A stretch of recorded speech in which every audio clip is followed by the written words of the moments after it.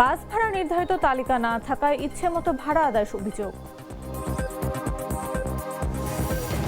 6 বিভাগে অতি ভারী বৃষ্টির আভাস, পাহাড়ে ভূমিধসের শঙ্কা। হঠাৎ বৃষ্টির ছোবলে ডুবল ধান, বিপদে প্রান্তিক কৃষক। ইসরায়েলের উত্তরাঞ্চলে ক্ষেপণাস্ত্রের আঘাত, বেজে উঠল সাইরেন।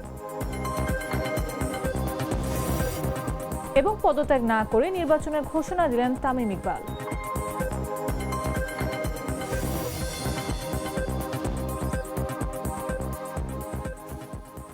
সন্ধ্যা 7টা নিউজে সবাইকে আমন্ত্রণ। সাথে আছে আমি নাফিস আব্দুল্লাহ। লাল সরিষার দানা থেকে তৈরি হয় প্রাণ সরিষার তেল, আসল ঝাঁঝে আসল স্বাদে। যশোরে ফুল হাতে দাঁড়িয়ে প্রধানমন্ত্রীকে শুভেচ্ছা জানানো 7 মাসের শিশু আন নাসুরের পরিবারের কাছে উপহার পাঠানো হয়েছে। বৃহস্পতিবার বেলা 11:30টার দিকে যশোর শহরের ইনস্টিটিউট এলাকার বাসায় গিয়ে প্রধানমন্ত্রীর পক্ষ থেকে এসব উপহার তুলে দেন আমরা বিএনপি পরিবারের সদস্য সচিব মোকসেদুল মোমিন মিথুন। অপ্রত্যাশিত এই উপহার পেয়ে আবেগ আপ্লুত হয়ে পড়েন শিশুটির বাবা মা। জানা যায়, গত 27 এপ্রিল যশোর সফরে গিয়ে ইনস্টিটিউট পাবলিক লাইব্রেরি পরিদর্শনের পথে ফুল হাতে দাঁড়িয়ে থাকা শিশু আন নাসুরকে দেখে গাড়ি থেকে নেমে আসেন প্রধানমন্ত্রী। তিনি শিশুটির সঙ্গে ছবি তোলেন এবং কিছু সময় কাটান। সফর শেষে ফিরে গিয়েও সেই মুহূর্ত ভুলে যাননি তিনি। শিশুটির মা আফরোজ খানম নীলিমা বলেন, প্রধানমন্ত্রীর পক্ষ থেকে সন্তানের জন্য উপহার পাওয়া তাদের জন্য এক বিশেষ সম্মান। তিনি জানান, এমন ঘটনা তারা কল্পনাও করেননি। শিশুটির বাবা সাজিদুর রহমান অপু বলেন, প্রধানমন্ত্রীকে এক নজর দেখার ইচ্ছা থেকে সেদিন সেখানে দাঁড়িয়েছিলেন তারা। পরে সন্তানের জন্য উপহার পাওয়াটা তাদের জীবনের এক স্মরণীয় প্রাপ্তি হয়ে থাকবে।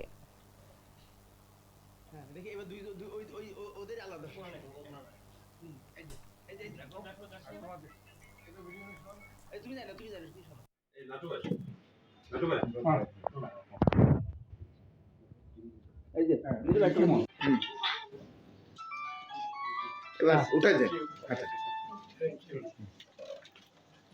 হ্যাঁ, দেখি এবার ওদের আলাদা।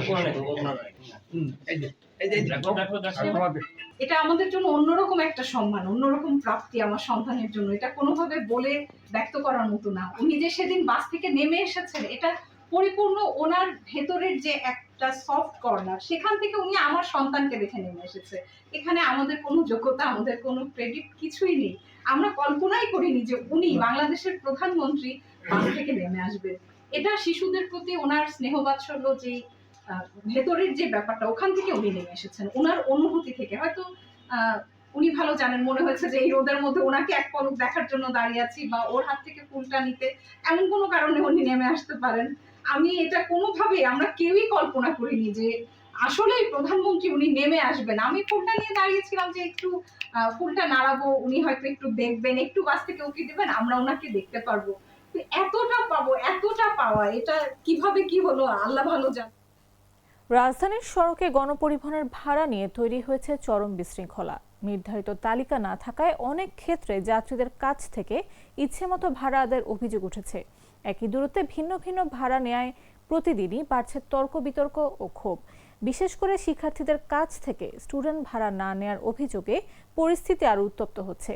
সিফাত আল ফাহিমের পাঠানো তথ্যে ও শাহরিয়ার রাকিবের চিত্রে বিস্তারিত জাগো ডেস্ক রিপোর্টে। রাজধানীর সড়কে গণপরিবহনের ভাড়ায় এখন দেখা যাচ্ছে এক অদ্ভুত বৈপরীত্য। কোথাও জ্বালানির দাম বৃদ্ধির অজুহাতে বাড়তি ভাড়া নেওয়া হচ্ছে, আবার কোথাও আগের ভাড়াতেই চলছে যাতায়াত। ফলে প্রতিদিনই বিভ্রান্তি, ক্ষোভ আর তর্কে জড়াচ্ছেন যাত্রীরা। একই শহরে একই দূরত্বে ভিন্ন ভিন্ন রুটে ভিন্ন ভাড়া, এ যেন অলিখিত নিয়মে চলছে পরিবহন ব্যবস্থা। যাত্রীদের অভিযোগ, নির্ধারিত তালিকা না মেনে অনেক বাসেই ইচ্ছে মতো ভাড়া আদায় করা হচ্ছে। কেউ প্রতিবাদ করলে শুরু হয় বাকবিতণ্ডা। কিছু ক্ষেত্রে বাড়িয়েছে বাস ভাড়া। ধানমন্ডি থেকে বরানি আসছিলাম, আগে ছিল 20 টাকা গাড়ি ভাড়া, এখন 25 টাকা নিয়েছিল আমার বাস ভাড়া। 100% বাড়ছে। আপনি তো দেখতেই আছেন কিভাবে নিতেছে। না বাড়ার ছাড় দেখি না, বেশি চায় কিন্তু আমরা দিতেছি না এখনো। আমরা প্রত্যাশা হলো আগের মতোই থাকুক। বাস সংশ্লিষ্টদের দাবি, সরকারিভাবে নতুন ভাড়া নির্ধারণ না হওয়ায় তারা আনুষ্ঠানিকভাবে ভাড়া বাড়াননি। তবে বাস্তবে অনেক যাত্রী অতিরিক্ত ভাড়া দিতে বাধ্য হচ্ছেন। আগের মতো আছে, ভাড়া বাড়তে দেয় না, কত বছর বাড়তে বাড়াচ্ছে, মানুষের ঝগড়া বাড়ছে। ভাড়া এখনো বাড়ে নাই, আমরা এইভাবে চলতেছি। ভাড়া সরকার যদি নির্ধারিত চাপ দেয় তারপরে আমরা ভাড়া বাড়াবো। এদিকে শিক্ষার্থীদের অভিযোগ, অনেক বাসে এখন স্টুডেন্ট ভাড়া নিতে অস্বীকৃতি জানাচ্ছে। এতে প্রায় তৈরি হচ্ছে উত্তেজনাকর পরিস্থিতি। শিক্ষার্থীদের দেখলে অনেক বাসেরই প্রবণতা আছে যে তারা হচ্ছে গিয়ে স্টুডেন্ট দেখা সত্ত্বেও তারা হচ্ছে গিয়ে সাইড কেটে চলে যায়। স্টুডেন্টদের সাথে বলেন বা অন্যান্য যাত্রীদের সাথে যদি বলেন, তাদের যদি বলা হয় যে আসলে এই ডিস্টেন্স থেকে এই ডিস্টেন্সটা ভাড়া কত, কিন্তু তারা সৎভাবে অ্যান্সার দিচ্ছে না। তারা হচ্ছে গিয়ে বাড়িয়ে বলতেছে অথবা স্টুডেন্টদের থেকে পারলে আরো বেশি রাখতেছে। যাত্রীদের দাবি, দ্রুত স্পষ্ট ভাড়া তালিকা, কঠোর তদারকি ও শৃঙ্খলা নিশ্চিত না করলে রাজধানীর সড়কে এই বিশৃঙ্খলা আরও বাড়বে। নিউজ ডেস্ক, জাগো নিউজ। দেশের 6 বিভাগে ভারী থেকে অতি ভারী বর্ষণের আভাস দিয়েছে আবহাওয়া অধিদপ্তর। অতি ভারী বৃষ্টির কারণে এসব অঞ্চলের কোথাও কোথাও সাময়িক জলাবদ্ধতা সৃষ্টি হতে পারে। বিশেষ করে চট্টগ্রাম বিভাগের পাহাড়ি এলাকায় ভূমিধসের ঝুঁকিও রয়েছে। বৃহস্পতিবার সংস্থাটির এক সতর্ক বার্তায় এই তথ্য জানানো হয়। এতে বলা হয়, দেশের অভ্যন্তরে বজ্রমেঘ সৃষ্টির প্রবণতা অব্যাহত থাকায় আজ দুপুর 1টা থেকে পরবর্তী 48 ঘন্টায় ময়মনসিংহ, ঢাকা, খুলনা, বরিশাল, চট্টগ্রাম ও সিলেট বিভাগের কোথাও কোথাও ভারী থেকে অতি ভারী বৃষ্টিপাত হতে পারে। এছাড়া ভারী থেকে অতি ভারী বর্ষণের কারণে এসব এলাকার কোথাও কোথাও অস্থায়ীভাবে জলাবদ্ধতা সৃষ্টি হতে পারে এবং চট্টগ্রাম বিভাগের পাহাড়ি এলাকার কোথাও কোথাও ভূমিধস হতে পারে।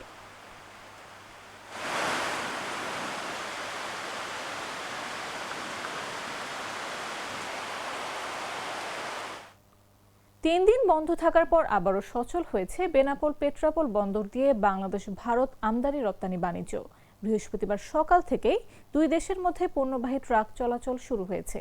ভারতের পশ্চিমবঙ্গে বিধানসভা নির্বাচনকে কেন্দ্র করে সীমান্তে নিরাপত্তা জোরদার করায় 27 এপ্রিল সকাল থেকে 30 এপ্রিল ভোর 6টা পর্যন্ত এই বন্দর দিয়ে আমদানি রপ্তানি কার্যক্রম ও চেকপোস্টে পাসপোর্ট যাত্রী পারাপার বন্ধ রাখা হয়। তবে এই সময় পচনশীল পণ্য আমদানি রপ্তানি স্বাভাবিক ছিল এবং সীমিত পরিসরে যাত্রী পারাপার চালু রাখা হয়। বিশেষ করে জরুরি চিকিৎসার জন্য মুমূর্ষু রোগীদের যাতায়াতে ছাড় দেওয়া হয়। বেনাপোল সিএনএফ স্টাফ অ্যাসোসিয়েশনের সাধারণ সম্পাদক সাজেদুর রহমান জানান, বৃহস্পতিবার সকাল থেকে ভারতীয় ট্রাক আমদানি পণ্য নিয়ে বেনাপোল বন্দরে প্রবেশ করছে এবং বাংলাদেশি রপ্তানি পণ্যবাহী ট্রাক পেট্রাপোল বন্দরের উদ্দেশ্যে ছেড়ে যাচ্ছে। বন্দর সূত্রে জানা গেছে, পশ্চিমবঙ্গের উত্তর 24 পরগনা জেলায় ভোট গ্রহণ উপলক্ষে এই সাময়িক নিষেধাজ্ঞা জারি করা হয়েছিল। বেনাপোল স্থলবন্দরের পরিচালক শামীম হোসেন বলেন, বর্তমানে আমদানি রপ্তানি কার্যক্রম ও যাত্রী পারাপার স্বাভাবিক রয়েছে।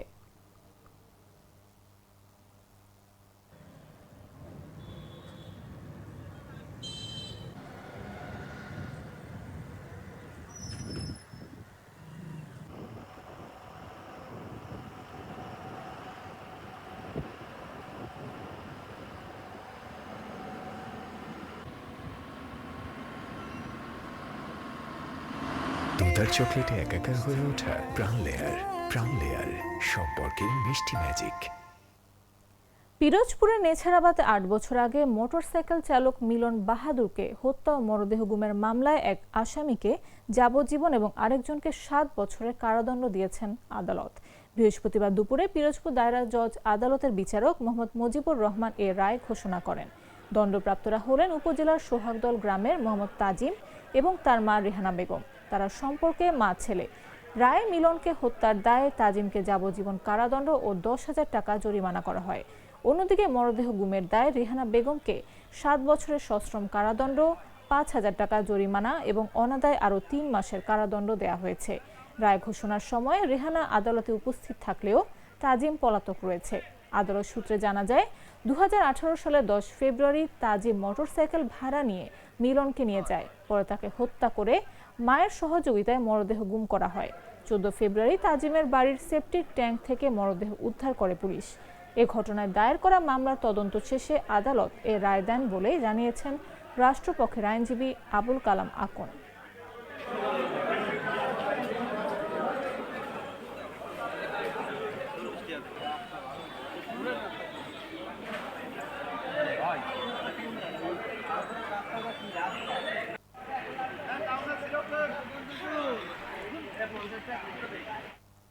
বাগেরহাটের কোচিয়া উপজেলায় হঠাৎ বৃষ্টিতে কাটা ধান পানিতে তলিয়ে গেছে। এতে দিনমজুর ও প্রান্তিক কৃষকদের কষ্টে অর্জিত ফসল নষ্ট হওয়ার আশঙ্কা দেখা দিয়েছে।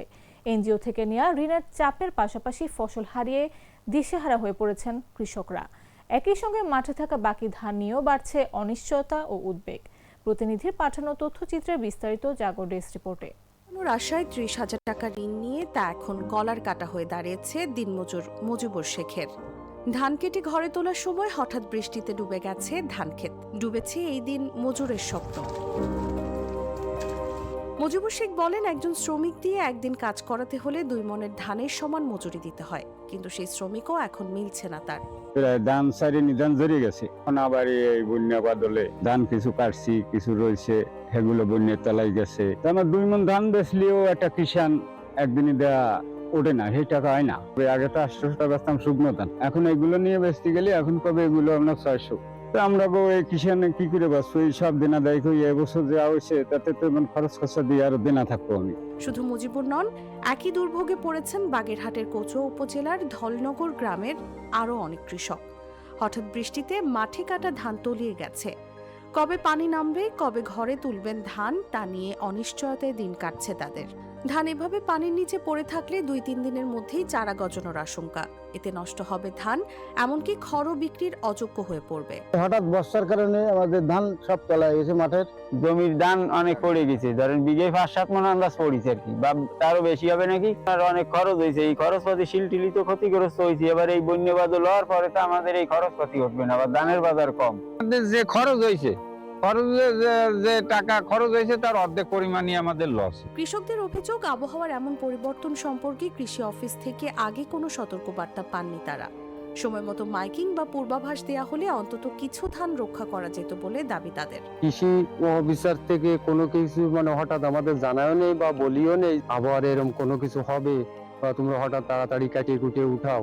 হঠাৎ শোনার পরে এসে কাটা শুরু করেছি যে এটা ঝড়ের আছে বা হঠাৎ বৃষ্টি হতেই পারে, সেইভাবে এসে তাড়াহুড়ো করে কাটিছি। কাটার পরে তো বৃষ্টিতে তলায় গেছে, এখন এই ধান যে কিভাবে কবে উঠাবো, এবার খরচার টাকা আমার ঠিকভাবে উঠবে না। এই বিষয়ে বাগেরহাটের কৃষি সম্প্রসারণ অধিদপ্তরের উপপরিচালক বলছেন, কিছু কৃষকের জমিতে কাটা ধান রয়েছে যা ঘরে তুলতে পারেনি।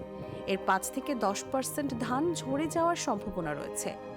টানা বৃষ্টিতে ক্ষতি বেশি হলে কৃষকের ক্ষয়ক্ষতির পরিমাণ নিরূপণ করা হবে বলেও আশ্বাস দেন এই কৃষি কর্মকর্তা। কৃষি অফিস সূত্রে জানা যায়, এবছর জেলায় 68,171 হেক্টর জমিতে বোরো ধানের আবাদ হয়েছে। তার ভেতর 13,000 হেক্টর জমির ধান কাটা হয়েছে। বাকি প্রায় 55,000 হেক্টর জমিতে এখনো ধান রয়েছে।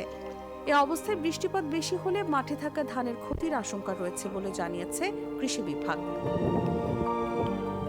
নিউজ ডেস্ক, জাগো নিউজ। গ্লিটারের টুইন লেমন ও অ্যান্টিব্যাকটেরিয়াল ফর্মুলা বাসনকে চকচকে জীবাণুমুক্ত করে আমাদের দেয় গ্লিটার গ্যারান্টি।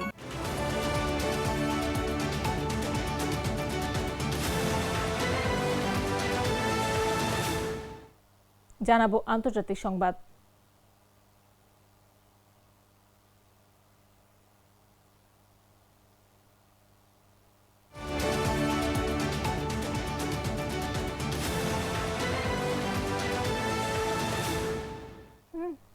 ইসরায়েলি সেনাবাহিনী জানিয়েছে, দেশটির উত্তরাঞ্চলের জারিয়াত এলাকায় একটি ক্ষেপণাস্ত্র শনাক্ত হওয়ার পর সতর্কতামূলক সাইরেন বাজানো হয়েছে।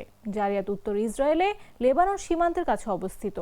এর আগে দক্ষিণ লেবানন থেকে ছোড়া একটি রকেট প্রতিহত করার কথা জানায় ইসরায়েলি সেনাবাহিনী। তারা বলেছে, ক্ষেপণাস্ত্রটি এমন একটি এলাকায় ছোড়া হয়েছিল যেখানে সৈন্যরা অভিযান চালাচ্ছিল। এ বিষয়ে বিস্তারিত কিছু জানায়নি ইসরায়েলি সেনাবাহিনী। এদিকে লেবাননে হামলা অব্যাহত রেখেছে দখলদার ইসরায়েলি বাহিনী। দেশটির জাতীয় সংবাদ সংস্থা জানিয়েছে, ইসরায়েলি বাহিনী বাতুলিয়া শহরের একটি পানি সরবরাহ কেন্দ্রে হামলা চালিয়েছে।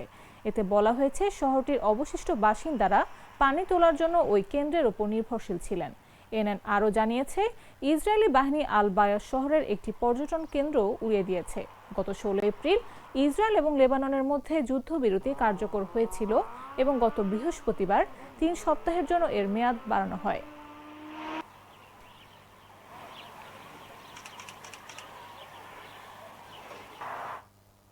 নব্বই মিনিটেরও বেশি সময় ধরে ফোন আলাপে যুক্তরাষ্ট্রের প্রেসিডেন্ট ডোনাল্ড ট্রাম্প ও রাশিয়ার প্রেসিডেন্ট ভ্লাদিমির পুতিন মধ্যপ্রাচ্য সংকট থেকে শুরু করে ইউক্রেন যুদ্ধ পর্যন্ত বিভিন্ন গুরুত্বপূর্ণ বিষয় নিয়ে আলোচনা করেছেন। ক্রেমলিন জানায়, আলোচনায় ইরান ইসরায়েল পরিস্থিতি ও যুদ্ধবিরতির সম্ভাবনা বিশেষ গুরুত্ব পায়। অন্যদিকে ট্রাম্প দাবি করেন ইউক্রেন ইস্যুই ছিল ফোন আলাপের মূল কেন্দ্রবিন্দু। বিশ্লেষকদের মতে এই আলোচনা চলমান বৈশ্বিক উত্তেজনায় নতুন কূটনৈতিক সম্ভাবনার ইঙ্গিত দিচ্ছে। বিস্তারিত জাগো ডেস্ক রিপোর্টে। দীর্ঘ সময় ফোন আলাপ হয়েছে রাশিয়ার প্রেসিডেন্ট ভ্লাদিমির পুতিন ও মার্কিন প্রেসিডেন্ট ডোনাল্ড ট্রাম্পের। 90 মিনিটেরও বেশি সময় ধরে এই ফোন আলাপে মধ্যপ্রাচ্যের যুদ্ধ থেকে শুরু করে ইউক্রেন সংকট সবই উঠে এসেছে গুরুত্বের সঙ্গে। বুধবার অনুষ্ঠিত এই ফোন আলাপ বিষয়ে ক্রেমলিনের সহকারী ইউরি উশাকভ জানিয়েছেন, ফোন আলাপটি ছিল পেশাদার। এতে দুই প্রেসিডেন্ট বিশেষ গুরুত্ব দিয়েছে ইরান ও পারস্য উপসাগরীয় অঞ্চলের পরিস্থিতির ওপর। ইরানের সঙ্গে যুক্তরাষ্ট্রের যুদ্ধবিরতির মেয়াদ বাড়ানোর বিষয়ে ট্রাম্পের সিদ্ধান্তকে স্বাগত জানিয়েছেন পুতিন। রুশ প্রেসিডেন্টের মতে যুদ্ধবিরতির মেয়াদ বাড়ানো আলোচনার সুযোগ তৈরি করবে, সহায়তা করবে সার্বিক পরিস্থিতি স্থিতিশীল করতে। তবে পুতিন সতর্ক করে বলেছেন, যদি যুক্তরাষ্ট্র ও ইসরায়েল আবারও সামরিক পদক্ষেপের পথ বেছে নেয় তবে তার পরিণতি শুধু ইরান বা তার প্রতিবেশীদের জন্যই নয়, বরং অত্যন্ত ভয়াবহ ও ক্ষতিকর হবে পুরো আন্তর্জাতিক সম্প্রদায়ের জন্য। মধ্যপ্রাচ্য সংকট নিরসনে রাশিয়া কূটনৈতিক প্রচেষ্টায় সব ধরনের সহযোগিতা দিতে প্রতিশ্রুতিবদ্ধ বলেও জানান পুতিন। এদিকে ওয়াশিংটনে ট্রাম্প সাংবাদিকদের বলেছেন, পুতিনের সঙ্গে তার খুব ভালো কথা হয়েছে। তার দাবি, ফোন আলাপে বেশি গুরুত্ব দেওয়া হয়েছে ইরানের চেয়ে ইউক্রেন ইস্যুতেই। ট্রাম্প জানান, পুতিন ইরান ইসরায়েল যুদ্ধ বন্ধে সহায়তা করতে চাইলেও তিনি পুতিনকে আগে ইউক্রেনে আগ্রাসন বন্ধ করার কথা বলেছেন। ইউক্রেন প্রসঙ্গে উশাকভ জানান, ট্রাম্পের অনুরোধে পুতিন যুদ্ধক্ষেত্রের বর্তমান পরিস্থিতি বর্ণনা দিয়েছেন। পুতিন দাবি করেছেন, রুশ বাহিনী বর্তমানে রয়েছে কৌশলগতভাবে সুবিধাজনক অবস্থানে। তবে দুই নেতাই জেলেনস্কি প্রশাসনের আচরণের সমালোচনা করেন। আলোচনার এক পর্যায়ে পুতিন আগামী 9 মে বিজয় দিবস উদযাপন উপলক্ষে সাময়িক যুদ্ধবিরতি ঘোষণার প্রস্তাব দেন। ট্রাম্প এই উদ্যোগকে সমর্থন করেন সক্রিয়ভাবে। বিশ্লেষকদের মতে চলমান বৈশ্বিক উত্তেজনার প্রেক্ষাপটে এই ফোন আলাপ কূটনৈতিক তৎপরতার নতুন ইঙ্গিত বহন করতে পারে। নিউজ ডেস্ক, জাগো নিউজ। এবারে খেলার খবর।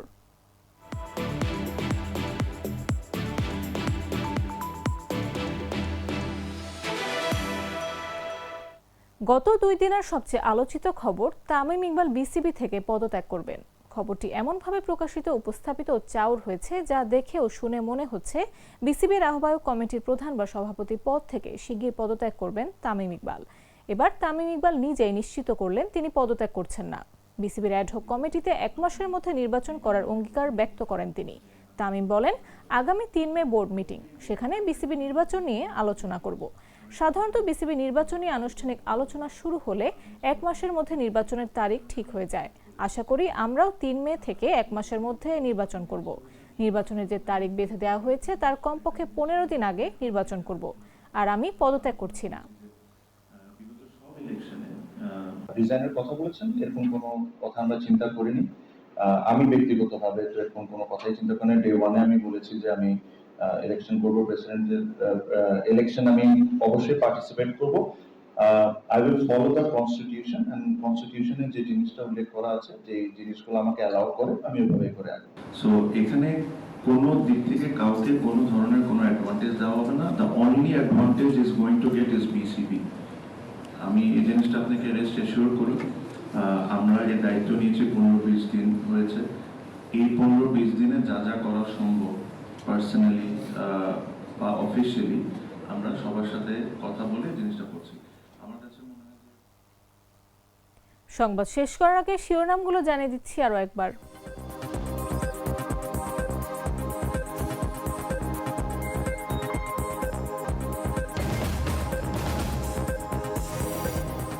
বাস ভাড়া নির্ধারিত তালিকা না থাকায় ইচ্ছেমতো ভাড়া আদায়ের অভিযোগ। 6 বিভাগে অতি ভারী বৃষ্টির আভাস, পাহাড়ে ভূমি ধসের শঙ্কা। হঠাৎ বৃষ্টির ছোবলে ডুবলো ধান, বিপদে প্রান্তিক কৃষক। ইসরায়েলের উত্তরাঞ্চলে ক্ষেপণাস্ত্রের আঘাত, বেজে উঠল সাইরেন। এবং পদত্যাগ না করে নির্বাচনের ঘোষণা দিলেন তামিম ইকবাল।